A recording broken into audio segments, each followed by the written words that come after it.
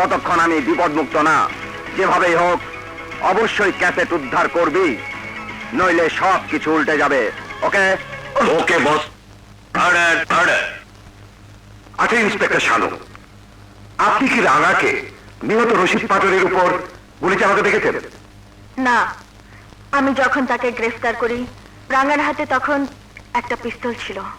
আপনি তাকে গ্রেফতার করার সময় সে কি কোনো রকম প্রতিবাদ করেছিল? হ্যাঁ, প্রতিবাদ করেছিল এবং চিৎকার করে বলেছিল, আমি আমার বাবার খুনিকে খুঁজে পেয়েছি। ইওর অনার, তার অর্থ এই এখানে তৃতীয় কোনো ব্যক্তির উপস্থিতি ছিল? Objection your honour. আমার প্রতিপক্ষের বিজ্ঞ বন্ধু মামলাকে ত্রিমুখী জালে জড়িয়ে মামলার মোড় ঘোরাতে চাচ্ছেন। অবজেক্ট। ইওর অনার, আমি অকারণে মামলাকে ত্রিমুখী জালে জড়াইনি। আমি শুধু আমার মক্কেল রাঙার জীবনটাকে আদালতের সামনে তুলে ধরতে চেয়েছি, যার জীবনটা শুরু হয়েছে আঘাত থেকে। ছোটবেলায় চোখের সামনে আদর্শবান বাবাকে খুন হতে দেখেছে, কিন্তু আইনের কাছে সাহায্য চেয়েও সাহায্য পায়নি।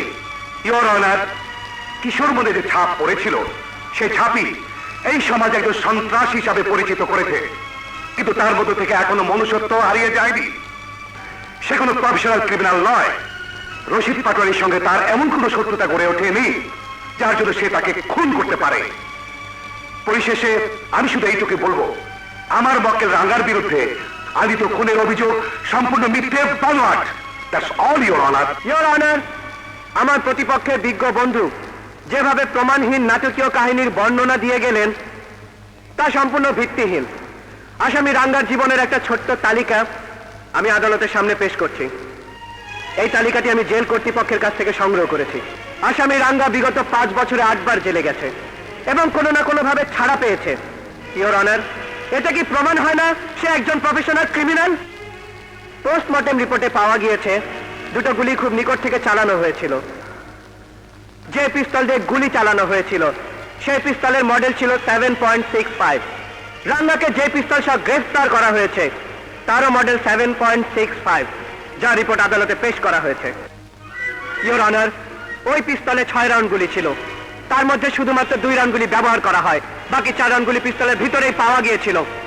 এতে সুস্পষ্ট প্রমাণিত হয় আসামি রাঙ্গাই রশিদ পাটোয়ারিকে গুলি করে হত্যা করেছিল। ইওর অনার, সবশেষে আমি শুধু এটুকুই বলবো, যে ধর্ম মানে না, আইন মানে না, যে সাম্প্রদায়িক দাঙ্গা বাঁধাতে দ্বিধাবোধ করে না, যে মসজিদ মন্দিরকে অপবিত্র করে, যে নির্দ্বিধায় মানুষের প্রাণ কেড়ে নিতে পারে, সে শুধু একজন সন্ত্রাসী নয়, একজন দেশদ্রোহী। আমি তার দৃষ্টান্তমূলক শাস্তি দাবি করছি। That's all your honour.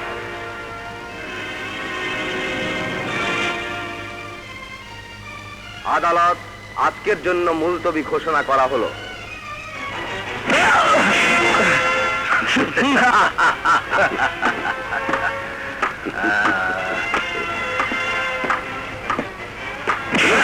Video করেছিস, আমাদের বসরে ফাঁসাবি?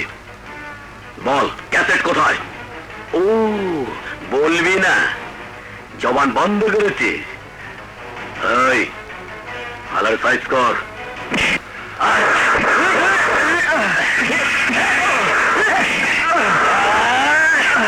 এখনো সময় আছে, ক্যাসেটটা দিয়ে দে, নইলে আমার জীবন গেল, তুমি ক্যাসেট পাবে না। এই ধর, ক্যাসেট কিভাবে বের করতে হয় তা আমার জানা আছে।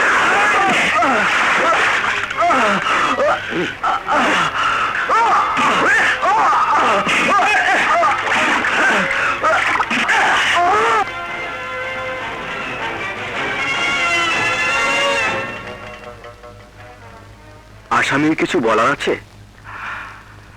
মহামান্য আদালত, বিচার আমার কি শাস্তি হবে তা আমি জানি না।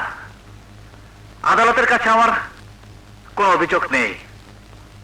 আমি শুধু সেই মানুষগুলোর উদ্দেশ্যে বলছি যে মাটিতে আমার বাবার আদর্শ, স্বপ্ন, আশা সব ফুলের মতো ফুটে উঠেছিল। সেই মাটি আমার কাছে পবিত্র। এই পবিত্র মাটিকে আমি অপবিত্র করেছি, মানুষে মানুষে দাঙ্গা বাঁধিয়েছে। কিন্তু কিন্তু আপনারা বিশ্বাস করুন, এছাড়া আমার কোনো পথ ছিল না। কোন সন্তান যদি জানতে পারে তার মা বন্দী আছে, তাকে মেরে ফেলা হবে, তখন সে তার মায়ের জীবনের জন্য সব করতে পারে, সব করতে পারে, ওরা সব করতে পারে। Order, order, order. উভয় পক্ষের সাক্ষ্য প্রমাণাদির ভিত্তিতে আদালত এই সিদ্ধান্তে উপনীত হয়েছে যে আসামি রফিকুল ইসলাম ওরফে রাঙা একজন দেশদ্রোহী সন্ত্রাসী।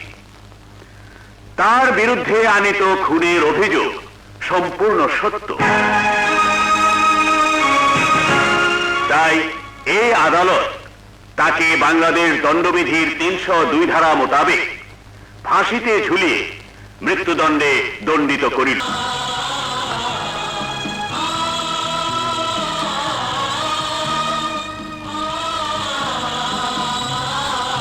আজকে তাজা খবর, কুখ্যাত সন্ত্রাসী রাঙার ফাঁসি। তাজা খবর, তাজা খবর, আজকে তাজা খবর, কুখ্যাত সন্ত্রাসী রাঙার ফাঁসি। টেলিগ্রাম, টেলিগ্রাম, কুখ্যাত সন্ত্রাসী রাঙার ফাঁসি। রাঙ্গা, কে?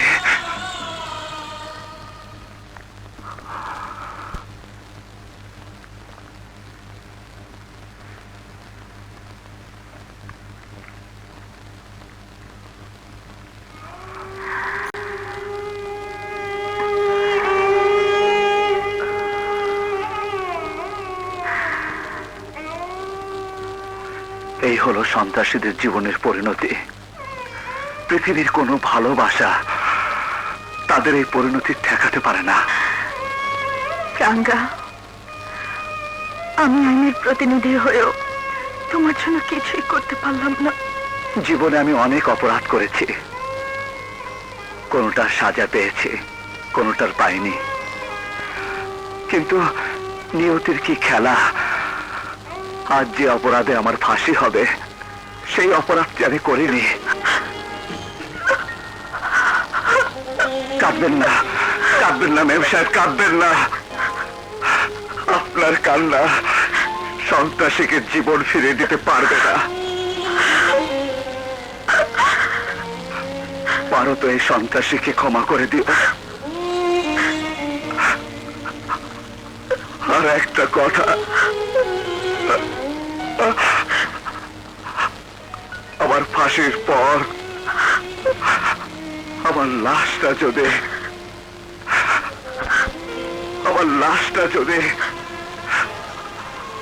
আমার মা এসে দাবি করে, তাহলে তাকে দেওয়ার ব্যবস্থা করো। আর আমার লাশটাকে জড়িয়ে ধরে মা যেন বলে, আসলে আসলে তুই সন্ত্রাসী না। আর আমার কবরে যেন আমার মা এক মুঠো মাটি দেয়। আমি এই জীবনে শান্তি না পেলেও পর জীবনে শান্তি পাবো।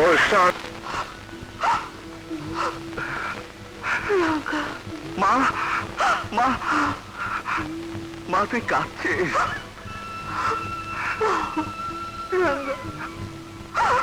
মা, আমাকে তুই মাফ করে দে। আমি তো আমার কসম ফিরিয়ে নিয়েছি। কাঁদিস না মা, কাঁদিস না।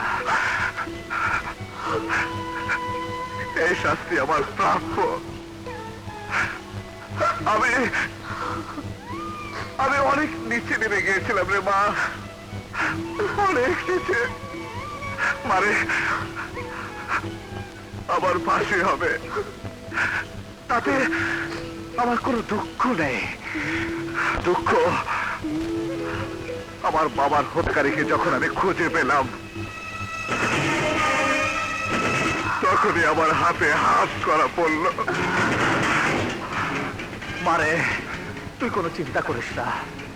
আরে দুনিয়াতে এমন কোন শক্তি নেই রাঙার বাবার হত্যাকারীকে খুন না করা পর্যন্ত এই রাঙাকে ফাঁসিতে ঝুলাতে পারে। কবি খান আমার বাবাকে খুন করেছে। তোকে বিধবার শাড়ি পরিয়েছে।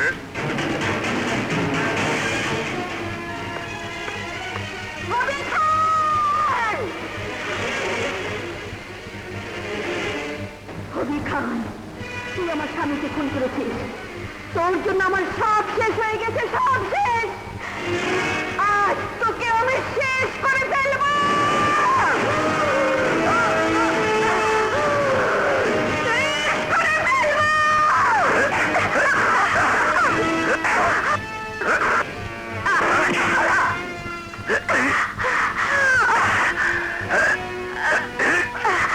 তোর ছেলের ফাঁসি হবে, কোরবানির গরুর মতো জিব্বা বেরোবে, চোখ উল্টে যাবে, তারপর পায়ের রক কাটা হবে। সব তুই নিজের চোখে দেখবি, তারপর তোকে মারবো।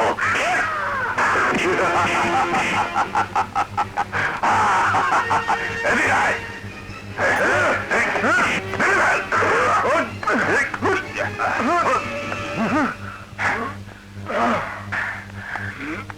চল।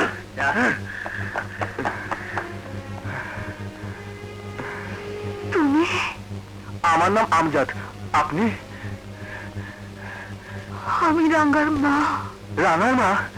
আপনার ছেলে নির্দোষ, তার ফাঁসি হবে না, তার প্রমাণ আমার কাছে আছে। তুমি তুমি সত্যি বলছো বাবা? আমার রাঙ্গা? আপনার রাঙা বাঁচবে, তার আগে আমাকে এখান থেকে পালাতে হবে, প্রমাণ নিয়ে আদালতে হাজির হতে হবে।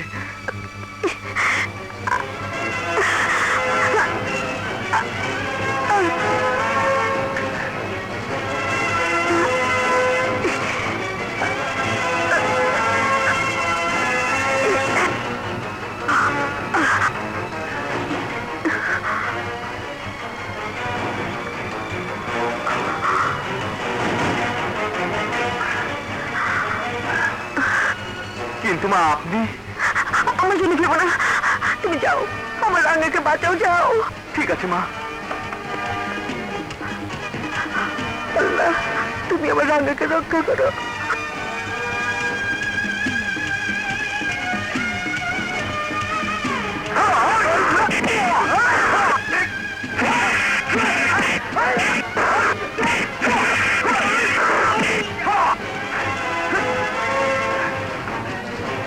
বস, আমজাদ পালিয়েছে, বুড়িটাকে আটকে রেখেছি। লুম্বর ছেড়ে চকার মার ঢেকেই ওই বুড়িকে দিকে আমি খাট্টা খাবো। সবাইকে খবর দে, চারিদিকে লোক পাঠা, ওর বাড়িতে আক্রমণ চালা, যেখানে পাবি গুলি করে মারবি, গুলি করে মারবি।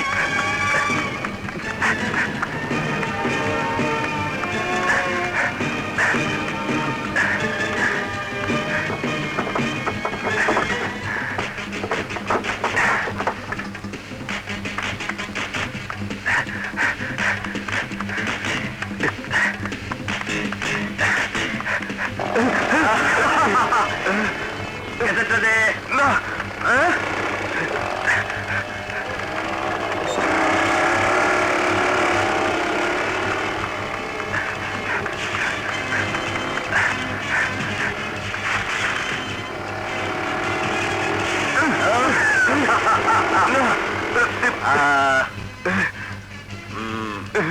ক্যাসেটটা দে। না দেবো না, ক্যাসেটটা দে। ক্যাসেট দেবো না, দেবো না। তাহলে তোর বেঁচে থেকে কোনো লাভ নেই।